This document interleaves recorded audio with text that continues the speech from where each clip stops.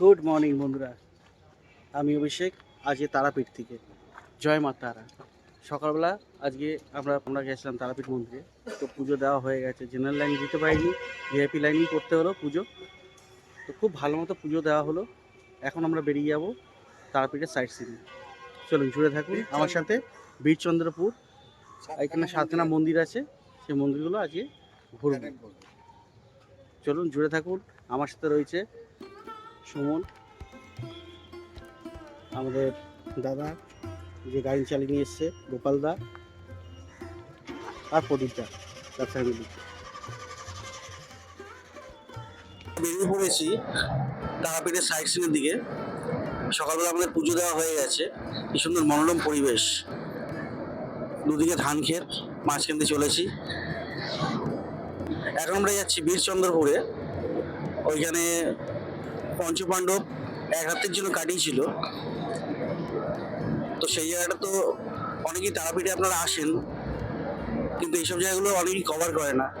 আমি আজকে ওই জায়গাগুলো কভার করব। চলুন ঘুরে আসি, থাকুন আমার সাথে জুড়ে।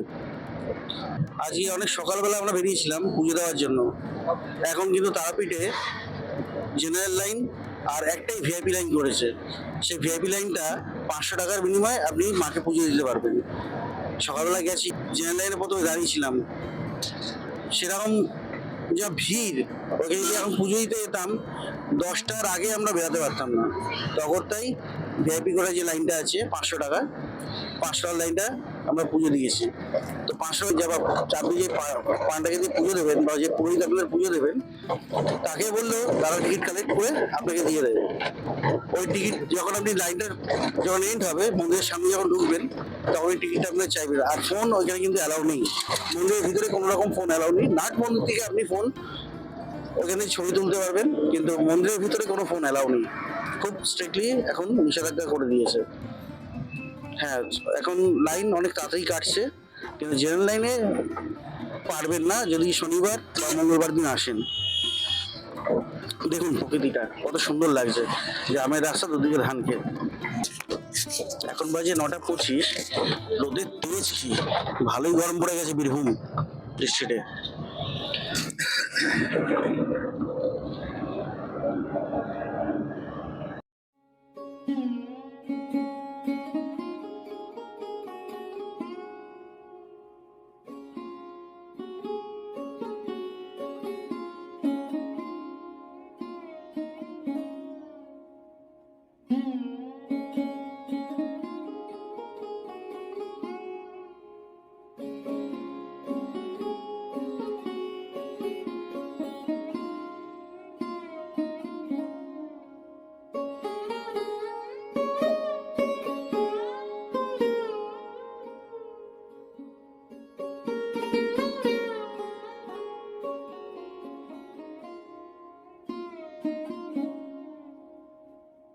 এখন আমরা বীরচন্দ্রপুরের বীরভূম ডিস্ট্রিক্টে জগন্নাথ মন্দিরের সামনে আছি।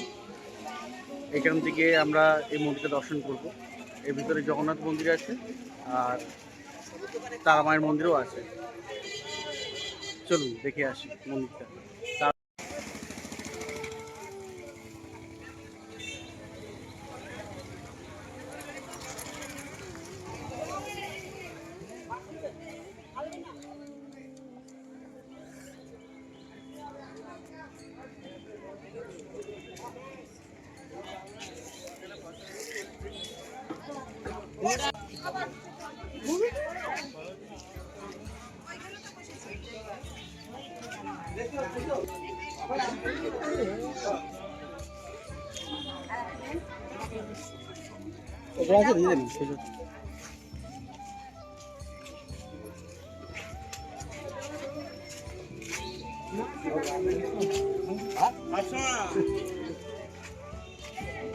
সবাই একটা করে তিলক কাটলাম।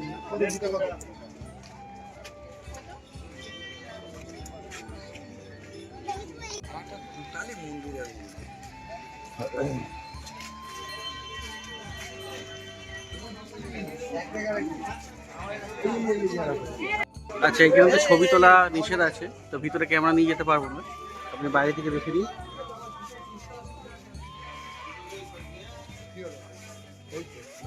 পুরোপুরি জগন্নাথ মন্দিরের স্টাইলের মতো করা। চাই ভিতর দিয়ে ঘুরে আসি।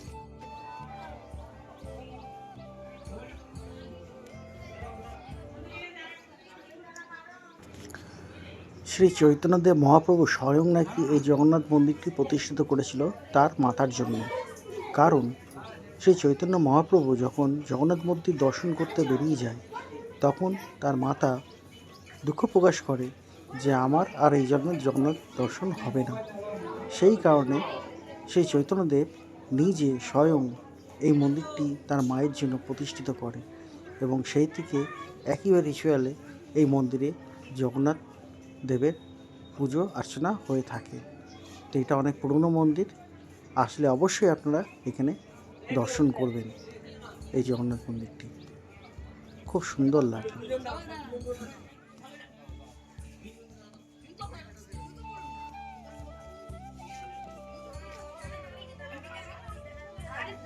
শ্রী নিত্যানন্দ প্রভুর জন্মতিথি বাঁকড়ায় শ্রী মন্দির, এর পরের মন্দিরটি আমরা দর্শন করলাম।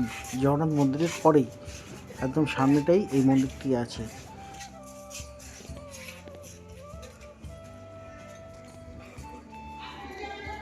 চলে যাচ্ছে রজনীশটা একটু মন্দিরের নামে সাহায্য দিয়ে যান।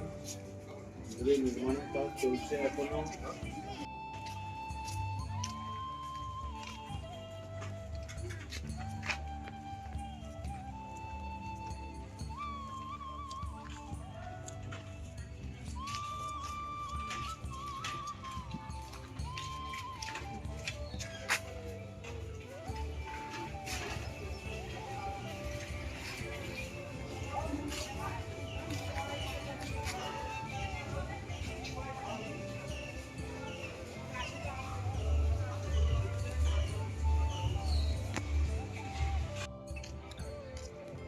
প্রতি বছরই যখন শ্রী চৈতন্যদেব যখন স্বয়ং পুরীতে চলে গেছিল, তখন তার মাতা বলেছিল যে তুই তো পুরীতে গিয়ে শ্রী জগন্নাথ দেবের দর্শন করতে পারছিস, তা আমি কোথায় দর্শন করব? তখন নাকি শ্রী চৈতন্যদেব মহাপ্রভু নিজেই নাকি এই মন্দির স্থাপন করেছিল। এইখানে আসলে তিনটে মন্দির পরপর দেখতে পাবেন। এক হচ্ছে জগন্নাথ দেবের মন্দির, সেখানেও শ্রী চৈতন্যদেব নাকি নিজে এটা স্থাপিত করেছিল। তারপর এখানে শ্রীকৃষ্ণ গোপীরাধার মন্দির আছে, আর একটা যে মন্দির এটা হচ্ছে শ্রীকৃষ্ণ মন্দির।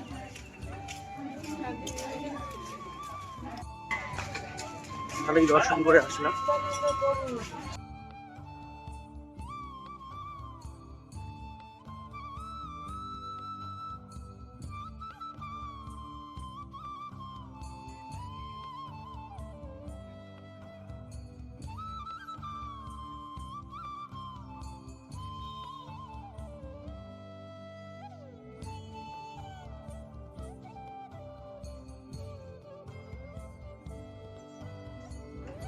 তাহলে চলুন এরপর যাওয়া যাক নেক্সট গন্তব্যস্থল। আবার বেরিয়ে পড়লাম।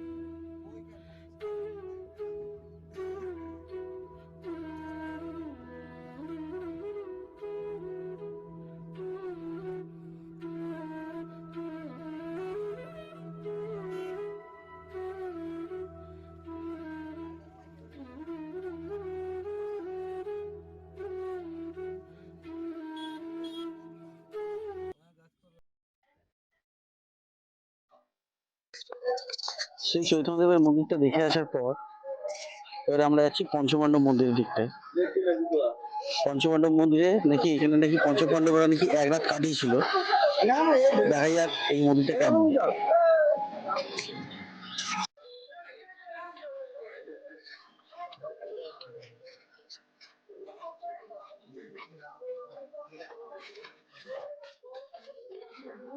আমি দেখছি পঞ্চপাণ্ডব মন্দির দিকে এই হচ্ছে রাস্তা।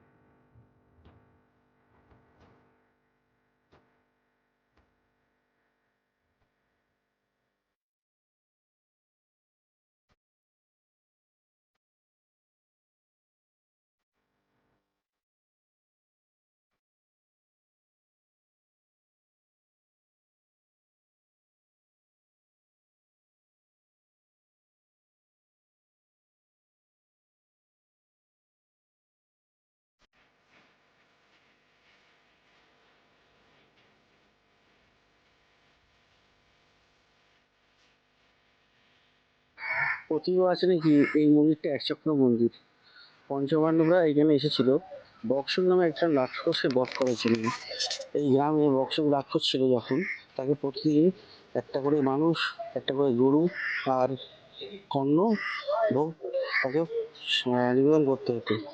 গ্রামের অনেকেই এরকম দিয়েছে, তো প্রতিদিন একটা করে মানুষ যখন মারা যাচ্ছে, সেই রাক্ষস যখন মেরে ফেলছে, তখন পঞ্চপাণ্ডবরা ছদ্মবেশে এই গ্রামে আসে এবং তখন সে রাক্ষসকে বধ করে। পশ্চিমবঙ্গে কোথাও ব্যাসদেবের মূর্তি পুজো হয় না, এই জায়গাটায় ব্যাসদেবের মূর্তি আছে। কথিত আছে নাকি এই মন্দিরটা অনেক পুরনো মন্দির, মানে জগন্নাথ মন্দিরের থেকে পুরনো।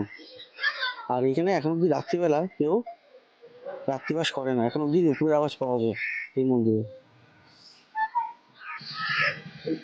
ভিতরে ক্যামেরা অ্যালাউ নেই, কিন্তু শুনলাম ঘটনাটা সত্যি অপূর্ব লাগলো। মন্দিরটা দূর থেকে আপনারা দর্শন করুন, আর অবশ্যই তারাপীঠে আসলে এই সাইট সিন গুলো করুন। রাধে রাধে রাধে রাধে রাধে রাধে। তা কেমন লাগলো ভাই তোর? বল কি বুঝলি কেন? কিন্তু নুপুরের আওয়াজ পাওয়া যায় বল। এখানে কেউ রাতে থাকে না, আর চারিদিকে নাকি এই গাছগুলো নাকি গোপী। হ্যাঁ এই গাছগুলো নাকি সব গোপী। ঠাকুরমশাই এখনো বললো রাত্রি 9টার পরে এই মন্দিরে কেউ থাকবে না, তার প্রবেশ নিষিদ্ধ। দারুণ পরিবেশ কিন্তু।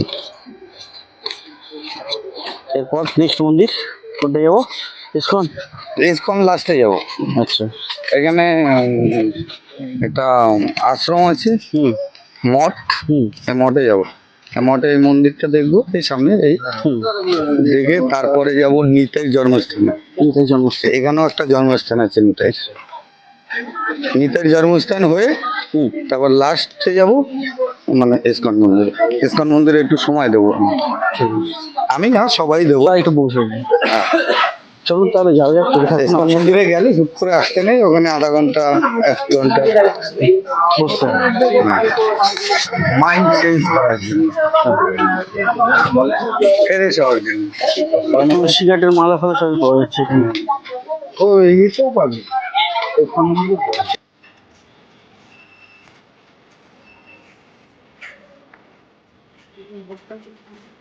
এটা ইসকন মন্দির, ইসকনের গেস্ট হাউস এটা।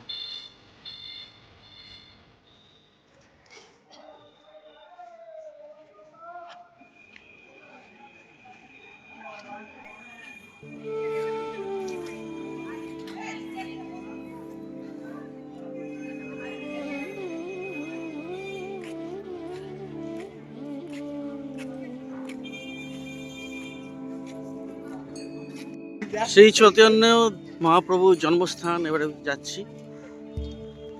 ভিতরে মনে হয় ক্যামেরা অ্যালাউ নেই, ছবি তুলতে পারবো না।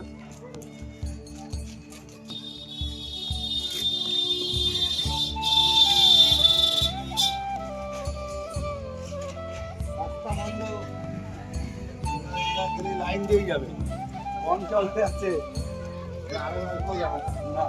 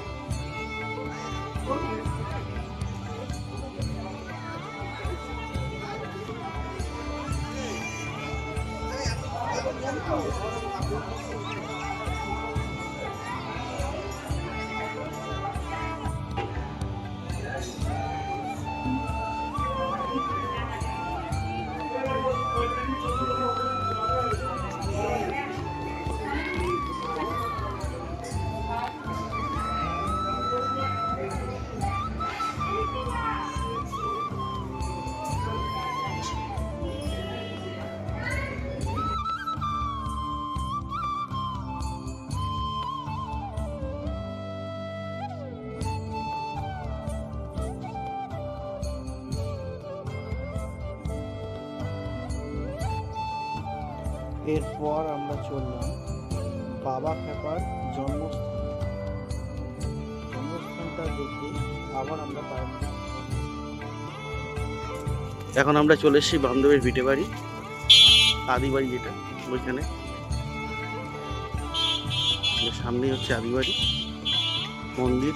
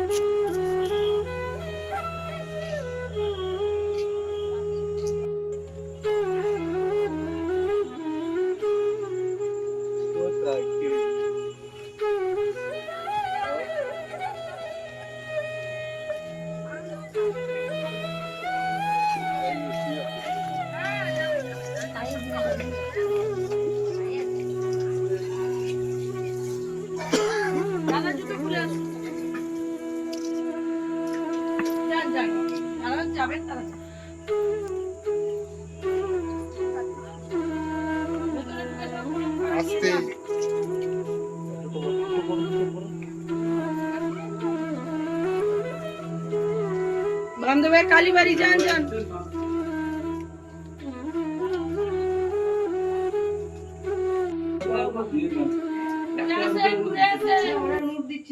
না আপনি খুঁজো দেবেন কেন তা আপনার তো দেওয়া না কোনটা 500 টাকা 10 টাকা কয়েক দাম ওই তো শোনা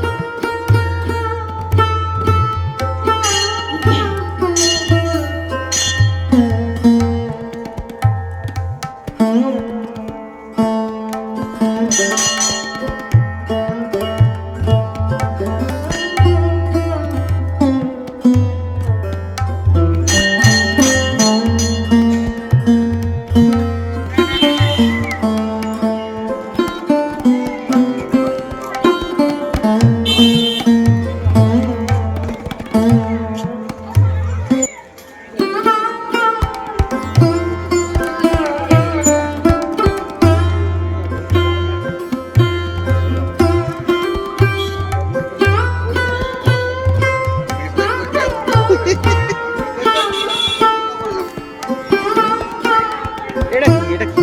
এটা বাবার বাড়ি। আগেকার দিনে কি হতো? নাতির বাড়ি ওইটা। যখন ছেলেপেলে বড় হয়ে যায় তখন আলাদা বাড়িতে আলাদা জায়গায় থাকে। তখন তো জমি মডেল ছিল।